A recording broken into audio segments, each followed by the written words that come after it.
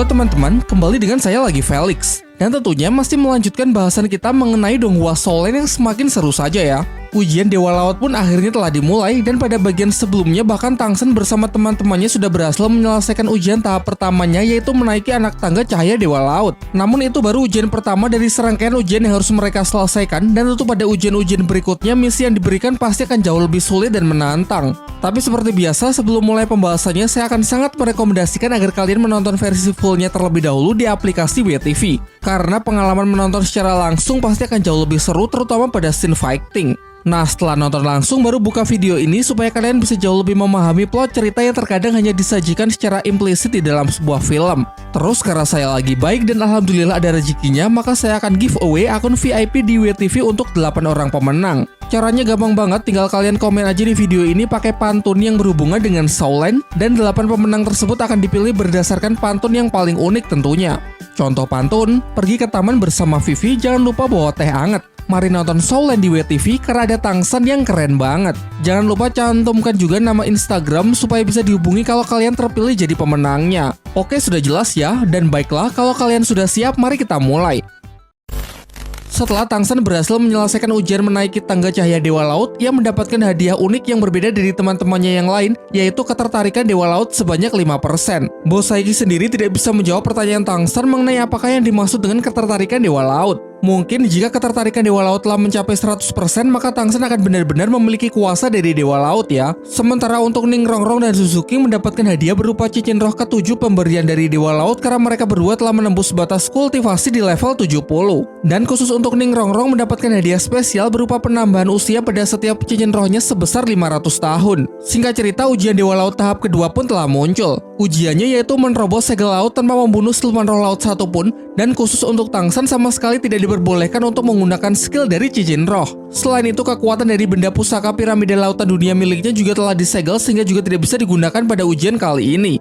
Sementara mereka sibuk menyelesaikan ujian Dewa Laut, jauh di daratan Balai Roh Pelindung sudah mulai menjalankan rencananya untuk melakukan pemilihan ulang 7 sekte besar. Diperlihatkan ketua dari beberapa sekte besar di dataran Doluo yang sudah tiba di kota Balai Roh Pelindung untuk mengikuti seleksi tersebut. Di antaranya ada ketua sekte dari sekte Naga Suci, ketua sekte Ratu Lebah, ketua sekte Harimau Hitam, ketua sekte Leopard Api, ketua sekte Kambing Gunung, ketua sekte Pedang Angin, dan ada juga ketua dari sekte Perisai Gajah.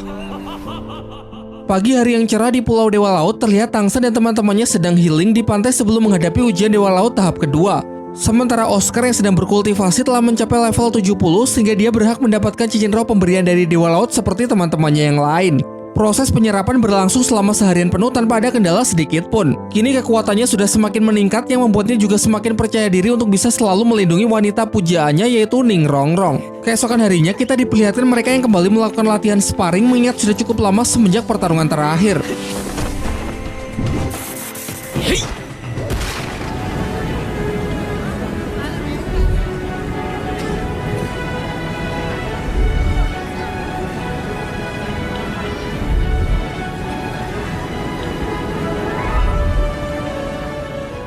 Tangsen pikir sudah cukup liburannya ya teman-teman, sekarang sudah saatnya kita memulai ujian Dewa Laut tahap kedua. Di ujian tahap kedua mengharuskan mereka melintasi laut ini sampai ke seberang tanpa membunuh satu ekor pun siluman roh laut yang menghadang. Tapi sebelum itu Tangsen ingin mengecek terlebih dahulu seberapa bahaya tempat ujian ini serta untuk melihat siluman roh laut jenis apa yang akan mereka hadapi.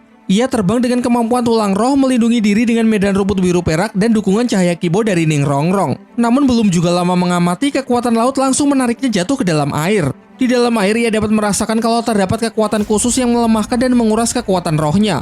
Hal yang sama pun juga dapat dirasakan oleh Ning Rongrong yang berada di luar. Situasi semakin buruk ketika muncul ratusan siluman roh laut jenis ikan panah yang siap mencabik-cabik tubuh Tangsen. Cukup menyulitkan karena aturan ujian tahap kedua tidak memperbolehkan membunuh satu ekor siluman pun, serta khusus untuk Tangsen dilarang menggunakan skill dari cincin rohnya, sehingga ia hanya bisa mengandalkan perlindungan dari medan rumput biru perak dan palu Holtien yang tanpa skill roh untuk berusaha tetap bertahan. Namun tentunya rintangan dalam ujian tahap kedua ini tidak cuma sekumpulan siluman roh laut tingkat rendah. Dan benar saja, jauh di dasar laut terdapat sesosok siluman roh laut jenis hiu putih berusia ratusan ribu tahun yang terbangun setelah mencium bau darah dari Tangsen. Tangsen yang belum menyadarinya masih sibuk menghadapi ratusan siluman roh laut ikan panah. Sebelum kekuatannya semakin melemah akibat tekanan laut, ia merilis teknik hantaman palu Holtien untuk memukul mundur para siluman tersebut. Setelah berhasil mengusir mereka, ia merasakan gelombang aneh yang bergejolak di sekelilingnya. Tanpa Tangsan sadari, tepat di belakangnya terbuka lebar mulut siluman roh hiu putih yang siap menelannya. Masih beruntung ia mempunyai kemampuan tulang roh dari Xiao untuk bisa segera berteleportasi. Namun tidak disangka ia cuma bisa berteleport dalam jarak yang sangat pendek karena tekanan laut yang terus membatasi kekuatan rohnya.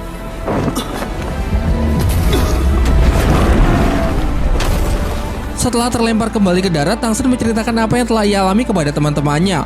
Kekuatan roh benar-benar dilemahkan di dalam laut, serta terdapat siluman roh hiu putih yang meski bertubuh besar namun memiliki kecepatan yang sangat mengerikan. Di tengah-tengah pembicaraan mereka, siluman roh laut hiu putih yang tadi hampir mencelakai Tangsan tiba-tiba melompat keluar dari air. Makhluk tersebut kemudian bertransformasi menjadi seorang wanita. Kejadian ini sangat aneh karena mustahil siluman roh bisa berubah wujud menjadi manusia begitu saja tanpa melakukan mutasi. Ketika melihat Xiao, ia langsung bisa tahu kalau Xiao juga merupakan siluman roh ratusan ribu tahun. Menyadari kalau tubuh Xiao hidup tanpa jiwa, ia pun langsung menyerang Tangsan karena menduga kalau Tangsan lain dengan keji sudah merenggut jiwanya.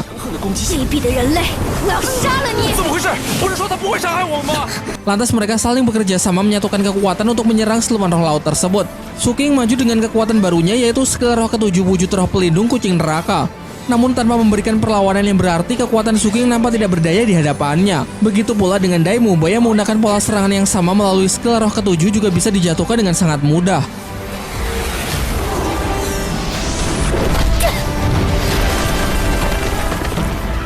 Sementara itu, Mang Haojun coba melancarkan serangan udara menggunakan ledakan api Phoenix dari skill roh ke-6.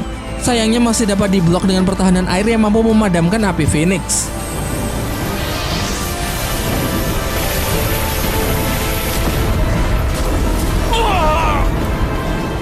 Oscar mengkloning dirinya menggunakan skill dari tulang roh. Bersama Daimumba serta Susuking yang telah bangkit, serentak mereka mengepung target tanpa memberikan celah.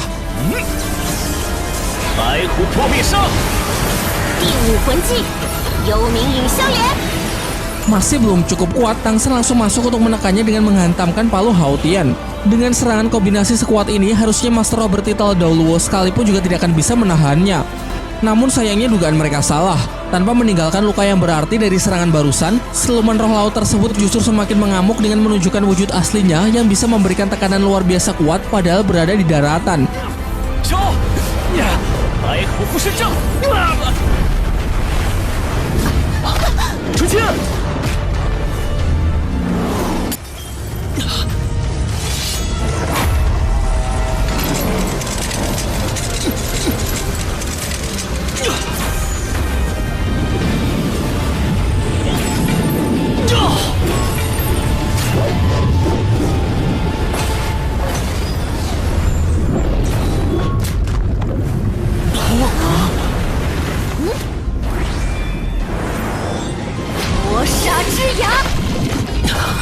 Di saat benar-benar sudah terdesak, jiwa Xiao merontak keluar berniat untuk membantu Tangsan.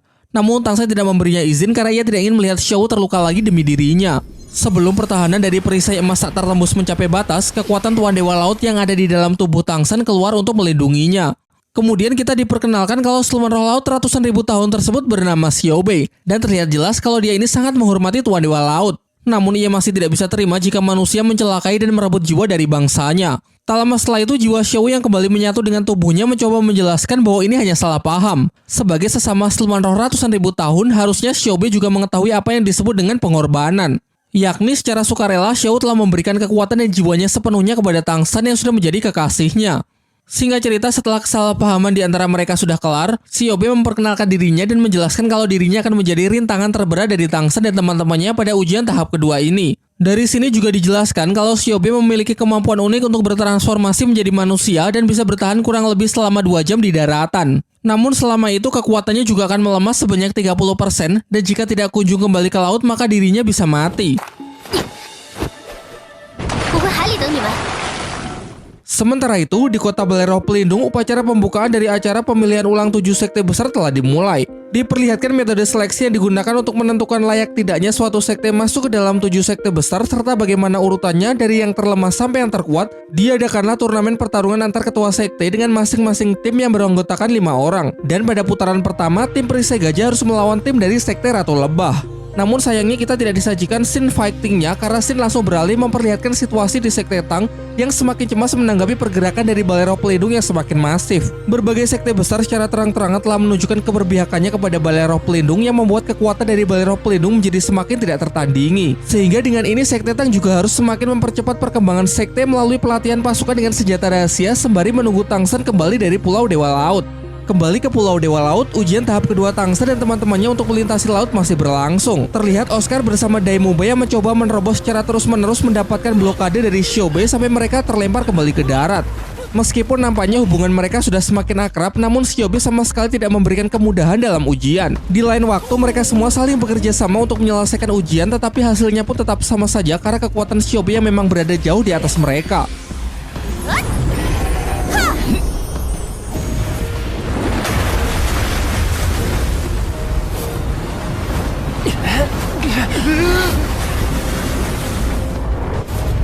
Pada malam harinya, Xiaobe merasa empati ketika melihat kedekatan antara Tang Sen dengan Xiao Wu karena kisah asmara mereka berdua yang begitu tragis. Tang Sen kemudian menjelaskan kalau ia telah memberi Xiao Wu tanaman ginseng sehingga tubuh fisiknya bisa kembali hidup. Dan sesuai dengan apa yang pernah dikatakan Erming, nanti jika dirinya sudah menjadi seorang master roh bertitel Doluo, maka ia akan mengembalikan cincin roh serta jiwa seutuhnya milik Xiao Wu, lalu menyatukannya dengan tubuh fisik menggunakan pil inti siluman ular primitif supaya Xiao Wu bisa kembali bangkit sepenuhnya. Setelah mendengar penjelasan dari Tang Sen, Xiaobe melarangnya menggunakan pil siluman ular primitif karena efek dari pil ini terlalu kuat, yang mana kemungkinan besar justru bisa membuat jiwa Xiao yang lemah menjadi hancur. Xiaobe kemudian menjelaskan lebih rinci bahwa pil inti siluman juga memiliki berbagai jenis serta tingkatan dari level kekuatannya. Dan pil inti ular primitif yang dimiliki oleh Tang Sen adalah jenis pil api matahari, memiliki energi yang sangat kuat sehingga jika jiwa Xiao yang lemah tidak mampu untuk menahannya dalam proses penyatuan, maka tidak cuma gagal, melainkan justru bisa membunuh Xiao secara permanen. Mungkin dulu Erming tidak pernah membahasnya karena merasa sudah tidak punya pilihan lain, mengingat pil inti siluman primitif memang sangatlah sulit untuk didapat langsung dengan aman.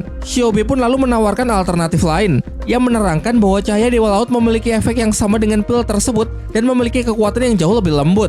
Tetapi cahaya Dewa Laut yang ia maksud bukanlah cahaya yang terdapat di anak tangga ujian pertama ya, melainkan cahaya murni yang bisa Tang Sen keluarkan dari simbol Trisula emas di dahinya. Ia menambahkan kalau nanti ketertarikan Dewa Laut Tang Sen sudah mencapai lebih dari 30%, Tang Sen pasti bisa mulai mengendalikannya. Namun sebelum Xiaobe menjelaskan lebih rinci lagi, tiba-tiba aura dari Dewa Laut muncul yang merasa tidak senang jika Xiaobe membongkar rahasia dari kekuatannya sebelum waktu yang tepat. Keesokan harinya diperlihatkan Mang Hojun yang tengah berkultivasi dalam upayanya mencapai level 70. Sementara Tang Sen bersama teman-temannya yang lain masih berupaya keras untuk menerobos pertahanan dari Xiaobe, namun belum juga bisa berhasil, padahal terhitung sudah 3 bulan lamanya semenjak ujian tahap kedua ini dimulai. Setelah Mang Hojun sukses menembus batas kultivasi di level 70, Tang Sen memberinya pil inti siluman ular primitif agar Mang Hojun serap sebagai cincin roh ke-7, karena pil ini memiliki khasiat yang setara dengan membunuh siluman roh berusia sekitar 40.000 tahunan. Serta karena pil ini berjenis kekuatan api matahari yang pasti akan sangat cocok dengan roh pelindung api Phoenix milik Mang Hojun. Terlebih lagi berdasarkan penjelasan dari Xiaobe semalam, akan terlalu berbahaya jika ia gunakan untuk menyatukan tubuh dan jiwa Xiao, jadi daripada mubazir lebih baik bisa Mang Hojun manfaatkan. Singkatnya, Mang Hojun menerima saran dari Tang Sen dan segera memulai proses penyerapannya. Dikarenakan efek kekuatan api dari pil siluman ini sangatlah kuat, Tang Sen pun turut membantunya dengan menyalurkan kekuatan agar Mang Hojun bisa menjinakkan api tersebut. Di alam bawah sadarnya kita diperlihatkan roh pelindung Phoenix Mang Hojun yang bentrok melawan siluman ular primitif. Bahkan gejolak benturan yang sangat kuat hingga panasnya dapat dirasakan sampai keluar.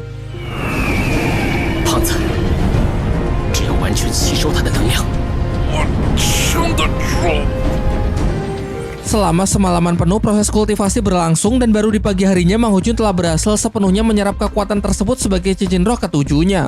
Tidak cuma dari segi kekuatan roh, namun perubahan yang cukup besar juga terlihat pada penampilan fisiknya yang kini menjadi lebih kurus. Meskipun setelah ini Mang Hojun akan jadi lebih tampan, tapi kalau boleh jujur saya pribadi lebih suka dengan Mang Hojun versi gendutnya ya, karena versi gendutnya memang lebih cocok aja jika digabungkan dengan karakter kocaknya yang mana memang sering dijadikan sebagai scene komedi. Cerita kemudian dipersingkat ke 3 hari sebelum batas waktu ujian Dewa Laut tahap kedua berakhir, namun mereka masih belum juga bisa mengalahkan Xiaobe. Oscar sempat cemas dengan hal itu, namun Tang Sen memberinya titik terang dengan mengatakan kalau kita masih memiliki kartu andalan. Di sisi lain, seleksi pemilihan ulang dari 7 sekte besar di Balai Roh Pelindung sudah mencapai babak akhir, yang mana pada pertarungan 1 lawan 1, ketua sekte Perisai Gajah sanggup mengalahkan ketua dari sekte Kambing Gunung. Ini terpilih sudah 7 sekte tersebut, dari posisi yang tertinggi sampai yang terendah, yaitu Sekte Perisai Gajah, Sekte Naga Suci, Sekte Harimau Hitam, Sekte Kambing Gunung, Sekte Macan Leopard Api, Sekte Pedang Angin, dan Sekte Ratu Lebah. Dalam pidatonya, Bibi Dong menyampaikan bahwa mulai sekarang sudah tidak ada lagi yang bisa menghalangi langkah dari Balai Roh Pelindung dalam membuka era yang baru. Dari sini, Scene beralih ke hari terakhir batas penyelesaian ujian Dewa Laut tahap kedua. Terlihat Bai Qianxiang menunggu dengan cemas di ujung seberang pulau, sementara Tangsa dan teman-temannya juga sudah bersiap untuk melintasi laut dan menerobos pertahanan milik Xiaobei untuk menyelesaikan ujian tahap kedua tersebut. Dan meski ini sudah hari terakhir, Xiaobei masih saja tidak memberikan kelonggaran dan justru mengerahkan seluruh kemampuannya untuk menghalangi mereka. Sebelum mulai, sepil kemampuan dulu. Dai Mumbai level 74, Susu King level 73, Oscar level 72, Ning Rongrong level 72, Mang Hojun level 72, dan Tangsan sudah mencapai level 78.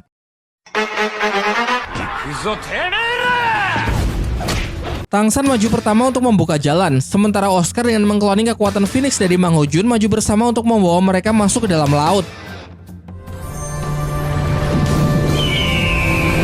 Setelah menciptakan perlindungan yang berlapis-lapis yang masih diperkuat oleh Ning Rongrong, mereka semua mulai berjalan maju untuk melintas. Xiaobei pun mulai melancarkan aksinya. Dia menggunakan medan hiu iblis untuk coba menghancurkan pertahanan dari pelindung Phoenix gabungan Oscar dan Mang Hojun.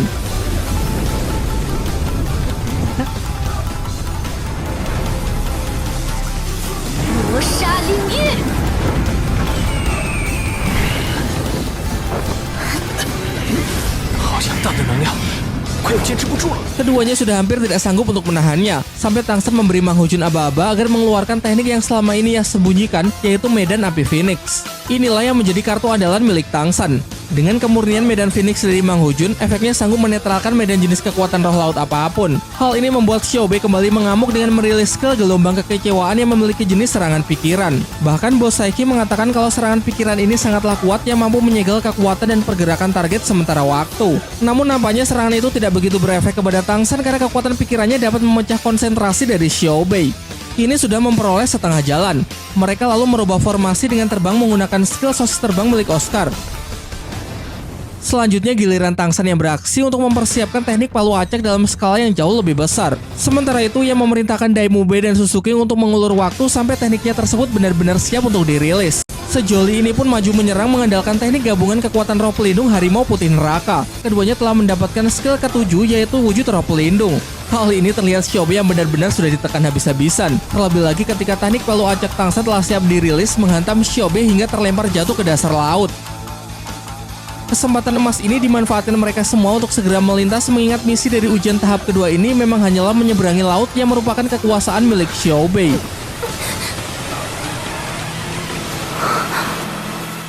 Dengan ini ujian tahap kedua telah berhasil diselesaikan. Xiaobei yang awalnya marah menjadi luluh ketika Tangsan bersama teman-temannya memberikan respect atas pelatihan yang sudah mereka terima selama ini. Benefit yang diterima bagi mereka dengan ujian level hitam adalah penambahan kekuatan roh 1 level. Khusus untuk Tangsan mendapatkan ketertarikan Dewa Laut yang naik menjadi 10%. Sementara Ning Rongrong di samping mendapatkan kenaikan 1 level, ia juga memperoleh kenaikan batas usia cincin roh lagi sebesar 500 tahun. Sekarang kita memasuki ujian Dewa Laut tahap berikutnya. Dan secara kebetulan mereka semua mendapatkan jenis ujian yang sama di tahap ketiga ini, yaitu latihan tubuh sepanjang hari. Bos Saiki kemudian mengajak mereka ke sebuah tempat unik di Pulau Dewa Laut yang bernama Alam Ombak Kemarahan yang mana akan menjadi tempat dilaksanakan ujian kali ini.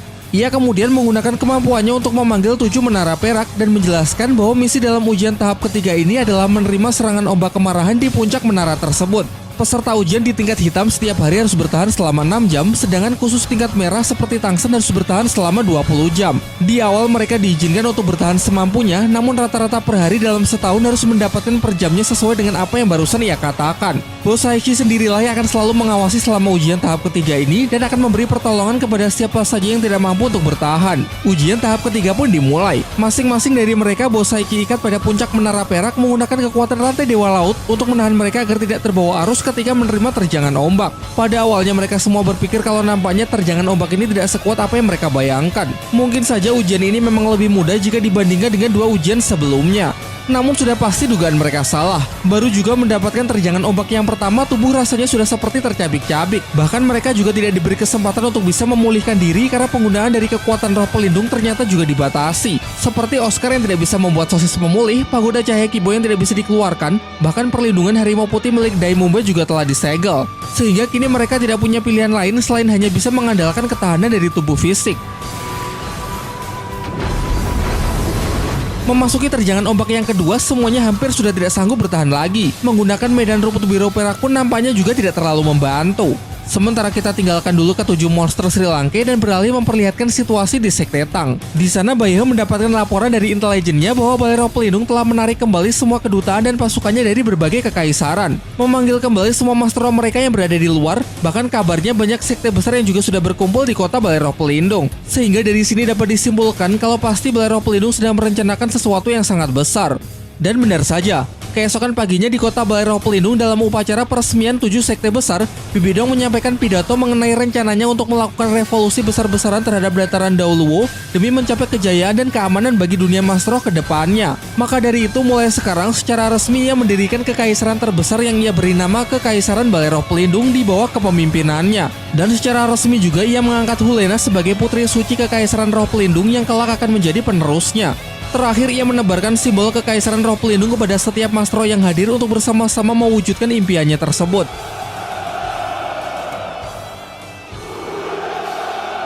Dengan begitu cepat, kabar tersebut langsung tersebar luas yang membuat sekutu dari pihak Tangsan semakin menjadi ketar-ketir. Sementara itu di Pulau Dewa Laut, Tangsan dan teman-temannya masih berusaha keras untuk menyelesaikan ujian tahap ketiga yang nampaknya begitu menyiksa. Bosaiki pun tetap setia untuk menemani dan sesekali memulihkan kondisi fisik mereka. Singkat cerita, berbulan-bulan telah berlalu semenjak dimulainya ujian tahap ketiga sehingga hanya tersisa 2 bulan saja sampai batas waktu ujian berakhir. Bersama dengan itu, ketahanan mereka juga telah meningkat pesat. Bahkan Shou sudah bisa mempertahankan gabungan antara tubuh dan jiwanya lebih dari 2 jam per hari. Peningkatan juga dialami oleh kemampuan mata iblis ungu milik Tangsan yang bisa bersatu dengan piramida lautan dunia. Peningkatan ini memberinya penglihatan yang jauh lebih luas dan kekuatan pikiran yang juga jauh lebih besar. Ia bersama Xiao pun menjadi peserta pertama yang berhasil menyelesaikan ujian tahap ketiga dan mendapatkan hadiah berupa ketertarikan Dewa Laut yang meningkat menjadi 25%. Di dalam pikirannya ia bisa berkomunikasi dengan Bosaiki. Bosaiki mengatakan kalau sekarang kekuatan pikiran dari Tangsan sudah setara dengan dirinya. Sekitar sebulan setelah keberhasilan dari Tangsan, kelima teman-temannya yang lain juga telah berhasil menyelesaikan ujian tahap ketiga. Daimumbai mendapatkan peningkatan kekuatan roh menjadi level 78. Begitu pula dengan yang lain juga mendapatkan masing-masing penambahan kekuatan roh 1 level. Dan lagi-lagi spesial untuk Ning Rongrong mendapatkan penambahan batas usia dari setiap cincin rohnya sebesar 500 tahun. Lanjut ke ujian Dewa Laut tahap keempat, yaitu pertempuran puncak antara Hiu melawan Paus. Adapun misi Tangsan dan kawan-kawan adalah membantu kelompok siluman roh Hiu Putih untuk membunuh raja dari siluman roh harimau Paus Iblis dengan batas waktu penyelesaian selama 1 tahun. Sin kemudian beralih ke istana Kekaisaran Tiando. Terlihat sang putra mahkota Swebeng yang dipenuhi dengan kecemasan, tengah menunggu ayahnya sedang diobati karena penyakitnya yang kembali kambuh.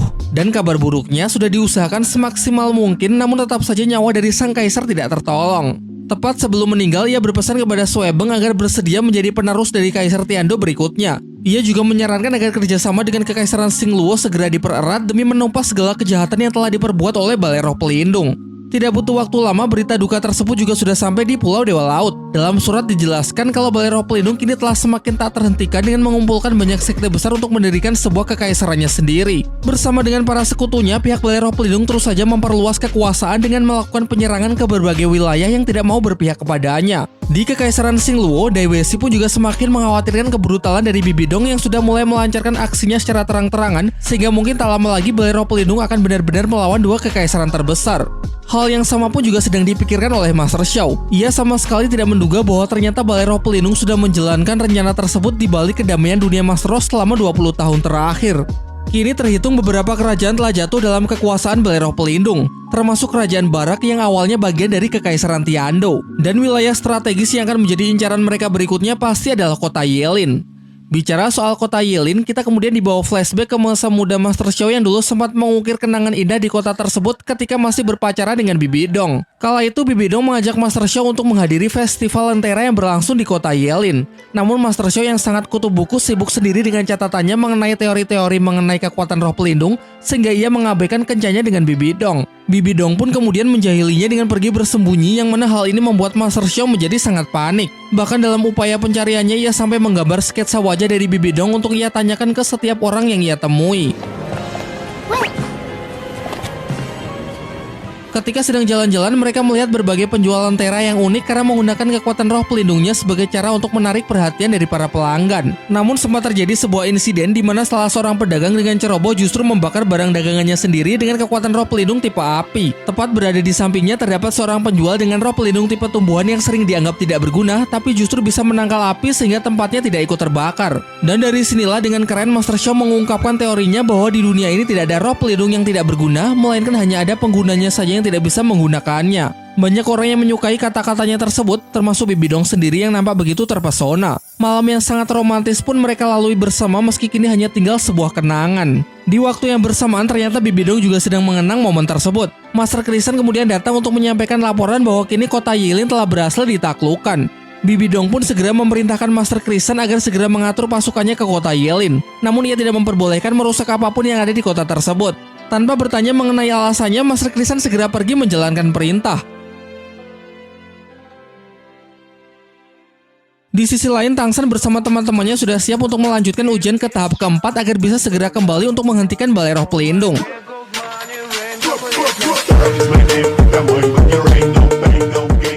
Sudah dijelaskan sebelumnya bahwa ujian kali ini adalah membantu para siluman hiu putih untuk mengalahkan kelompok siluman roh paus iblis yang terkenal sangat kejam. Untuk itu, Tang San meminta Mang Hojun agar mengeluarkan kekuatan medan Phoenix untuk memanggil Xiaobe, mengingat Xiaobe lah pemimpin dari para siluman roh laut hiu putih. Namun ketika ia bersama Tang San memberikan sinyal kepada Xiaobe, para siluman hiu putih lain mengira kekuatan api Phoenix adalah sebuah ancaman sehingga mereka menyerangnya dengan gelombang serangan psikis. Tentu saja Tang San sudah memperhitungkannya sehingga tanpa adanya insiden, Xiaobe pun berhasil ia panggil. Oscar kemudian menjelaskan mengenai ujian tahap keempat yang berhubungan dengan Xiaobe. Tanpa menjelaskan panjang lebar lagi, ternyata Xiaobe juga sudah mengetahui hal itu dan mengajak mereka untuk segera berangkat. Dalam perjalanan, Xiaobe menjelaskan mengenai perseteruan antara siluman roh hiu putih dengan siluman roh harimau paus iblis yang sudah berlangsung selama ratusan ribu tahun. Yang mana kedua ras ini berada di puncak dari rantai makanan di lautan. Meski ras dari siluman harimau paus iblis secara jumlah tidak lebih banyak dari siluman roh hiu putih, namun mereka jauh lebih kuat. Bahkan ia menjelaskan kalau seekor siluman roh harimau paus iblis sanggup mengimbangi puluhan siluman hiu putih dewasa, sehingga pihak Xiaobe yang selalu menjadi posisi yang lebih lemah. Sifat mereka selalu haus akan darah, memperbudak para siluman roh lain, bahkan sampai mengabaikan peraturan dari Tuan Dewa Laut. Xiaobe juga menceritakan kalau setiap belasan tahun sekali kelompoknya pasti akan berperang melawan kelompok siluman harimau paus iblis. Dan naasnya pada pertempuran terakhir, adiknya harus tewas setelah berhadapan satu lawan satu melawan Raja Harimau Paus Iblis. Setelah mendengar penjelasan tersebut, Tang San meyakinkan Xiaobe bahwa kali ini pasti kita akan menang.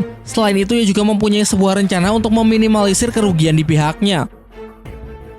Pertama, ia memerintahkan teman-temannya tetap dalam posisi untuk menunggu perintahnya. Sementara ia akan maju berdua bersama Xiaobe untuk membuat kekacauan di pihak musuh.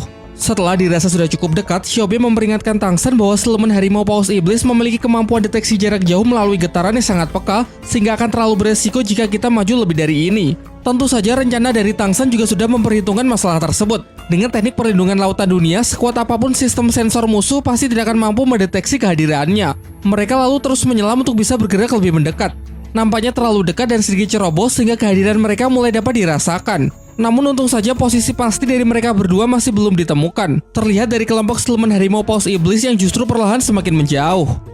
Menggunakan kemampuan dari tulang roh kebijaksanaan yang dikombinasikan dengan piramida lautan dunia, Tang San dapat memetakan seluruh wilayah kekuasaan musuh ke dalam kepalanya, lalu mulai menjelajah menggunakan kekuatan pikiran. Bahkan di level Tang San yang sekarang, kekuatan pikirannya sama sekali tidak dapat dirasakan oleh Raja Siluman Harimau Paus Iblis yang notabene-nya adalah siluman ratusan ribu tahun. Menurut analisa dari Tang San, di sini terdapat sekitar 300 ekor dan mereka semua dalam kondisi yang kurang waspada. Tentu hal ini menjadi kesempatan yang sangat bagus untuk melancarkan serangan secara sembunyi-sembunyi guna mengacaukan formasi mereka. Akan terlalu beresiko jika berhadapan secara langsung, sehingga Tang San akan memanfaatkan senjata rahasia yang ia lapisi dengan racun yang dulu ia dapat dari sumber mata air es dan api, dan seharusnya racun ini dapat melumpuhkan siluman roh laut jenis apapun hanya dengan sekali serang.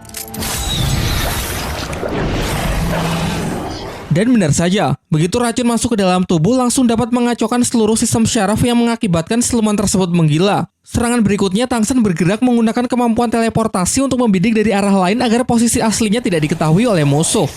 Melihat anggotanya yang menggila tanpa pikir panjang, ketua mereka langsung membunuhnya tanpa ampun. Di samping itu, ia juga segera mendesak seluruh bawahannya agar berusaha mencari tahu siapa dalang di balik kekacauan ini.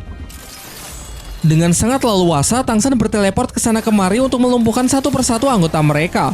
Kepanikan dan ketakutan terhadap musuh yang tidak diketahui mulai menjalar di kelompok tersebut. Korban yang berjatuhan sudah sangat banyak dan akan terus bertambah sehingga mereka memutuskan untuk naik ke permukaan laut. Sinyal tersebut langsung Tang San kirim kepada teman-temannya agar segera bersiap untuk menghadapi pertempuran. Kini akhirnya Raja Siluman Harimau Paus Iblis pun mengetahui kalau orang yang telah berani mengacaukan daerah kekuasaannya adalah musuh bebuyutannya, yaitu para kaum siluman hiu putih.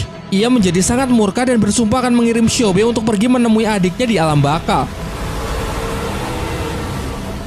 Pertempuran pun tak terelakkan. Namun pihak Tang San yang mendominasi jalannya pertempuran karena ketakutan dari pihak Harimau Paus Iblis akibat diserang secara diam-diam nampaknya masih belum hilang. Xiaobe pun langsung maju untuk by one melawan raja terakhir.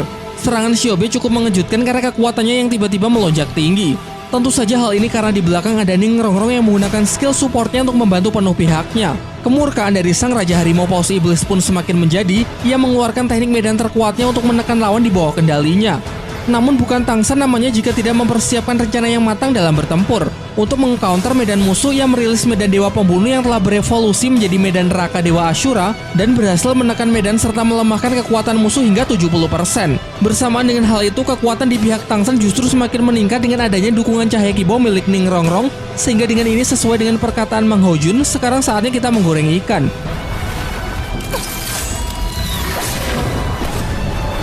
Sadar bahwa otak di balik strategi jenius ini adalah Tang San, Raja Harimau Paus Iblis pun langsung menargetkan Tang San dengan menggunakan serangan teknik terkuatnya. Menanggapi hal itu, Tang San melawannya dengan menggunakan kekuatan piramida lautan dunia teknik keempat, pembasmi iblis lautan dunia.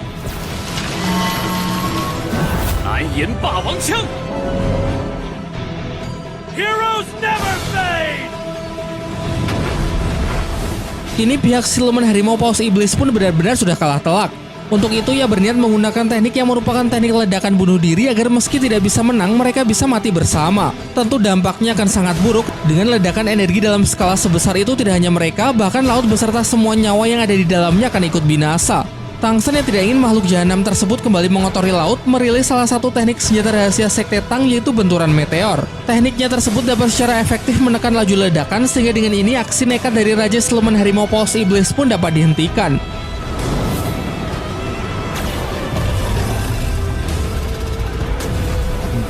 Kini akhirnya ujian tahap keempat pun telah berhasil mereka selesaikan. Hadiahnya berupa penambahan kekuatan roh 1 level, sementara khusus untuk Tang San mendapatkan hadiah spesial yaitu berupa ketertarikan Dewa Laut yang naik menjadi 35%. Dan karena tingkat ketertarikan Dewa Laut sudah mencapai lebih dari 30%, maka Tang San sekarang sudah mulai bisa mengendalikan kekuatan dari cahaya Dewa Laut tersebut. Sebuah kekuatan yang melambangkan keagungan dari Tuan Dewa Laut itu sendiri. Bos Saiki menjelaskan meski cahaya Dewa Laut tidak memiliki daya serangan, namun kemampuannya sanggup mengendalikan semua makhluk laut dan Master Laut. Di waktu yang bersamaan di kota Balai Roh Pelindung, Bibidong bersama seluruh anggota dan pasukan kekaisaran mengumpulkan para warga kota di alun-alun. Dalam pidatonya, Bibidong menyampaikan bahwa kekaisaran Balai Roh Pelindung akan segera memulai peperangan demi kebaikan dunia Master Roh ke depannya. Ia mengatakan bahwa dataran Dauluo kini sudah begitu kacau dan banyak terjadi ketidakadilan di mana-mana sehingga sangat perlu untuk ditata ulang. Di sini sudah jelas ya bahwa dia ini memutarbalikkan fakta. Ia memposisikan Balai Roh Pelindung yang berada di pihak baik, sementara Kekaisaran Tiando dan Kekaisaran Xingluo yang berada di pihak jahat. Dan parahnya seluruh warga kota dapat termakan oleh tipu dayanya tersebut. Mereka memberikan dukungannya karena benar-benar menganggap kalau Bibidong ini memang seorang penegak keadilan yang sesungguhnya. Di tengah begitu banyaknya orang, terdapat 2 orang misterius yang sepertinya sangat geram karena sudah tahu mengenai kelicikan serta kebusukan dari Balai Roh Pelindung. Dan ternyata 2 orang tersebut merupakan anggota Sekte Naga Tiran Petir Biru yang berhasil selamat dari pembantaian. Mereka adalah Yu Tianheng dan adik sepupunya yang bernama Yu Tianxin. Pasti akan sangat menarik jika nanti tiba saatnya duo naga bersaudara ini menuntut balas atas kemusnahan sektenya kepada Balai Roh Pelindung ya. Masih seputar Balai Roh Pelindung, kita diperlihatkan Xian Renshu yang berada di bawah pelatihan dari Xian Douliu telah berhasil menyelesaikan ujian Dewa Malaikat hingga tahap kelima. Kekuatan rohnya berhasil tembus level 89 dan ia juga mendapatkan hadiah khusus berupa ketertarikan Dewa Malaikat yang sudah mencapai 40%. Mulai memasuki ujian ke-6 yaitu menahan serangan dari Xian Douliu selama setengah jam dengan batas waktu penyelesaian adalah 1 tahun.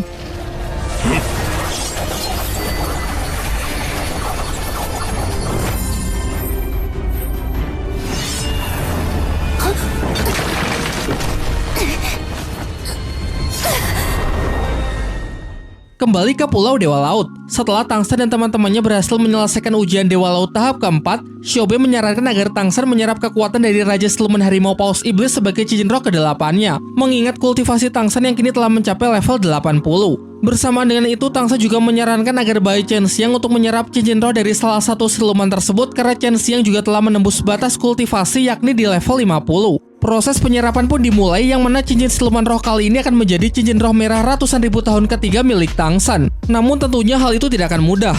Diperlihatkan di alam bawah sadarnya, Tangsan berupaya keras untuk melawan dendam dan kebencian yang sangat besar dari jiwa Raja Siluman Harimau Paus Iblis. Untung saja berkat adanya kekuatan dari cahaya Dewa Laut yang sudah mampu ia kendalikan, bisa sangat membantu dalam proses penyerapan tersebut. Sementara itu tidak butuh waktu lama, Chen Xiang berhasil menyelesaikan proses penyerapan cincin roh ke-50-an ribu tahun yang membuatnya kini telah mencapai kekuatan roh di level 55. Sedangkan proses penyerapan Tangsan berlangsung selama beberapa hari. Wajar saja karena siluman roh yang ia serap bukanlah siluman kaleng-kaleng.